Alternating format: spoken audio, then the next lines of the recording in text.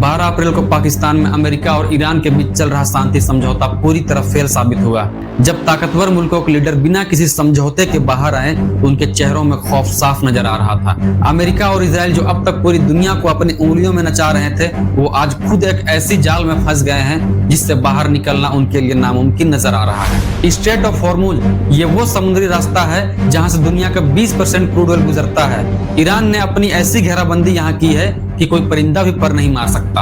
America ने सोचा था कि वो ईरान को डरा देगा, लेकिन ईरान ने तो उसकी गर्दन ही पकड़ ली। आज दुनिया के हर दूसरे देश का ऑयल टैंकर ईरान के रहमो करम पर है और अमेरिका की सुपर पावर वाली अकड़ समुद्र की लहरों में भीगी बिल्ली की तरह कांप रही है। इजराइल को लगता था वो किसी भी देश में बम गिरा के उसे डरा देगा और वो खामोश हो जाएंगे, लेकिन इस बार उनका सामना ऐसे मुल्क से पड़ा है जो मौत से नहीं डरते और सीना तान के सामने खड़े होते हैं और बोलते हैं तुम्हारी दादागिरी यहाँ नहीं चलेगी।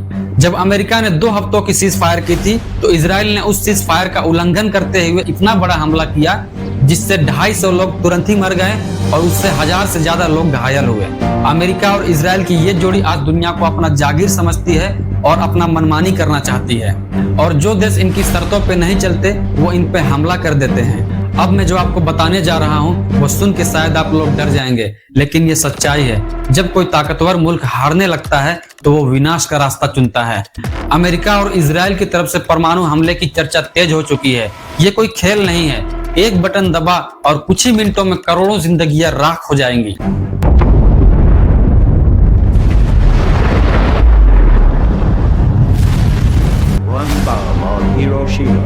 ईरान ये सब जानता है, लेकिन वो अपनी आजादी और सम्मान का सौदा नहीं करना चाहता। लेकिन डोनाल्ड ट्रंप अपनी सत्ता बचाने के लिए पूरी दुनिया को न्यूक्लियर वार में ढकेलने के लिए तैयार बैठा हुआ है। ये मुल्क कभी किसी के अपने नहीं हो सकते, कभी किसी के दोस्त नहीं हो सकते। ईरान का साफ कहना है कि ये हमला उन्होंने शुरू नहीं किया, ये हमला उन पे थोपा गया, लेकिन ईरान ने पलटवार ऐसा किया कि इजराइल का आयरन डोम भी फेल हो गया।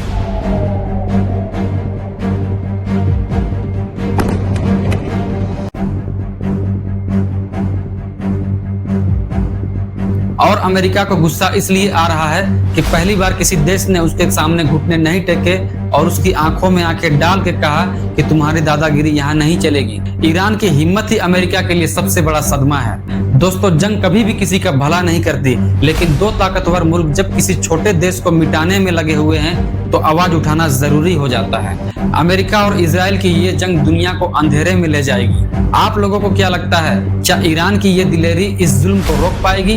अपनी राय कमेंट में ईमानदारी के साथ जरूर दें। ऐसा ही अपडेट के लिए चैनल को सब्सक्राइब करें।